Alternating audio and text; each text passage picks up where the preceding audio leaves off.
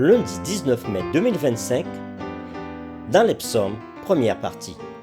Chaque jour nous apporte de nouvelles opportunités et de nouveaux défis, mais quel que soit ce que cette journée sera ou ce qu'elle a été, nous pouvons vous assurer que Dieu est présent et qu'il veille sur nous.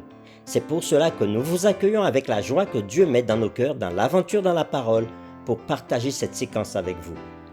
Notre communauté s'agrandit et c'est grâce à vous. Soyez vous aussi actifs avec nous pour répandre le message et vous pouvez le faire en likant.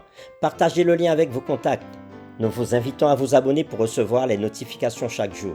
Et pour un confort d'écoute en continu, nous vous proposons la playlist chaque semaine. Le texte à mémoriser de cette semaine que nous vous invitons à dire avec nous se trouve dans Apocalypse chapitre 14, le verset 1er. Je regardai, et voici l'agneau se tenait sur la montagne de Sion, et avec lui 144 000 personnes qui avaient son nom et le nom de son Père écrit sur leur front. Nous vous invitons à le redire avec nous. Apocalypse chapitre 14, verset 1er. Je regardai, et voici l'agneau se tenait sur la montagne de Sion, et avec lui 144 000 personnes qui avaient son nom et le nom de son Père écrit sur leur front. En quoi les psaumes nous éclairent-ils sur la prophétie biblique? Comment le message évangélique se trouve-t-il dans les psaumes? Les réflexions de cette semaine nous aident à répondre à ces questions, et aujourd'hui nous le faisons avec la séquence sur la montagne de Sion. Dans Apocalypse chapitre 14, nous trouvons le peuple de Dieu debout sur la montagne de Sion. La montagne de Sion originale se situait juste à l'ouest de l'ancienne ville de Jérusalem et était considérée comme le siège du trône de Dieu ou de sa présence parmi son peuple. Avec le temps, le mont du Temple, situé sur le mont Morija, fut également identifié à la montagne de Sion. En d'autres termes, cette représentation importante du reste du peuple de Dieu des derniers jours est présentée dans un langage de sanctuaire, comme c'est le cas pour la plupart des scènes clés du livre de l'Apocalypse. Grâce à l'agneau, le peuple de Dieu se tient sur la montagne sainte. Nous vous invitons à lire Psaume 15 et 24, où David pose une question primordiale. Qui pourra séjourner sur la montagne sainte? Nous allons comparer sa réponse dans ces psaumes avec la description des personnes debout sur le mont Sion dans Apocalypse chapitre 14, versets 1 à 5. Et nous répondrons à la question suivante. Quel parallèle trouvez-vous? Comment rejoindre ce groupe? Quelle est la signification du fait que le nom du Père soit inscrit sur leur front? Nous lisons premièrement le psaume 15. Psaume de David. Ô Éternel, qui séjournera de ta tente, qui demeurera sur ta montagne sainte? Celui qui marche dans l'intégrité et qui pratique la justice, et qui dit la vérité selon son cœur. Il ne calomnie point avec sa langue, il ne fait point de mal à son semblable, il ne jette point l'opprobre sur son prochain. Il regarde avec dédain celui qui est méprisable, mais il honore ceux qui craignent l'Éternel. Il ne se rétracte point s'il fait un serment à son préjudice. Il n'exige point d'intérêt de son argent, et il n'accepte point de don contre l'innocent. Celui qui se conduit ainsi ne chancellera jamais. Lisons maintenant le psaume 24. Psaume de David. À l'Éternel la terre et ce qu'elle renferme, le monde et ceux qui l'habitent, car il l'a fondé sur les mers et affermi sur les fleuves. Qui pourra monter à la montagne de l'Éternel? Qui s'élèvera jusqu'à son lieu saint? Celui qui a les mains innocentes et le cœur pur. Celui qui ne livre pas son âme au mensonge et qui ne jure pas pour tromper. Il obtiendra la bénédiction de l'Éternel, la miséricorde du Dieu de son salut. Voilà le partage de la génération qu'il invoque, de ceux qui cherchent ta face, Dieu de Jacob. Portes, élevez vos linteaux, et élevez-vous portes éternelles, que le roi de gloire fasse son entrée. Qui est ce roi de gloire? L'Éternel fort et puissant, l'Éternel puissant dans les combats. Portes, élevez vos linteaux, élevez-les portes éternelles, que le roi de gloire fasse son entrée. Qui donc est ce roi de gloire?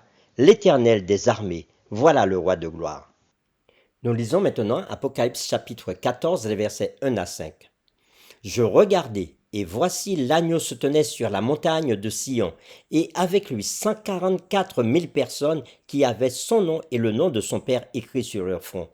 Et j'entendis du ciel une voix, comme un bruit de grosses eaux, comme le bruit d'un grand tonnerre, Et la voix que j'entendis était comme celle de joueurs de harpe jouant de leur harpe. Et ils chantent un cantique nouveau devant le trône et devant les 4 êtres vivants et les vieillards.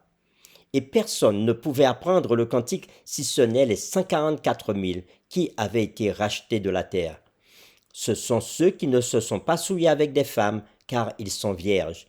Ils suivent l'agneau partout où il va. Ils ont été rachetés d'entre les hommes comme des prémices pour Dieu et pour l'agneau. Et dans leur bouche, il ne s'est point trouvé de mensonge, car ils sont irrépréhensibles. Après avoir lu les psaumes 15 et 24, que nous avons comparés à Apocalypse chapitre 14, versets 1 à 5, nous répondons à la question suivante: comment rejoindre ce groupe? Quelle est la signification du fait que le nom du Père soit inscrit sur leur front? La description des personnes admises en présence de Dieu que l'on trouve dans le psaume de David est une exigence très élevée pour de simples pécheurs. Qui parmi nous peut dire honnêtement qu'il a toujours marché dans l'intégrité ou qu'il a toujours parlé selon la vérité de son cœur? Aucun d'entre nous ne peut dire qu'il ne sera jamais ébranlé. Si nous disons que nous n'avons pas péché, la Bible enseigne que nous n'avons pas de vérité en nous. Et c'est l'apôtre Jean qui le dit dans 1 Jean chapitre 1er verset 8. Nous ne pouvons arriver à aucune autre conclusion que celle selon laquelle c'est l'agneau qui nous permet de nous tenir sur Sion. L'agneau n'est pas mentionné dans le psaume de David, mais il apparaît soudainement dans la description que l'on trouve dans Apocalypse chapitre 14. C'est comme si Apocalypse 14 répondait à la question de David. Maintenant que l'agneau de Dieu est établi sur la montagne de Sion, dans le sanctuaire, nous pouvons aussi y être présents grâce à sa justice parfaite qui nous est imputée par la foi. Et dans Hébreux chapitre 10, versets 19 et 20, nous pouvons lire: « Ainsi donc, frères, puisque nous avons, au moyen du sang de Jésus, une libre entrée dans le sanctuaire par la route nouvelle et vivante qu'il a inaugurée pour nous au travers du voile, c'est-à-dire de sa chair. » Fin de citation. Sans son sang, sans le sang de Jésus, quel espoir aurions-nous? Aucun. Pour terminer, réfléchissons à cette question. Réfléchissons un moment à toutes les promesses bibliques de victoire sur le péché. Pourquoi, même avec ces promesses, nous trouvons-nous encore en deçà de l'exemple parfait que Jésus nous a laissé, et pourquoi avons-nous besoin de sa vie parfaite comme substitut? Prions ensemble. Oui, Père éternel, nous avons besoin de Jésus. Nous avons besoin de Jésus pour nous racheter et pour nous accorder le pardon de nos péchés.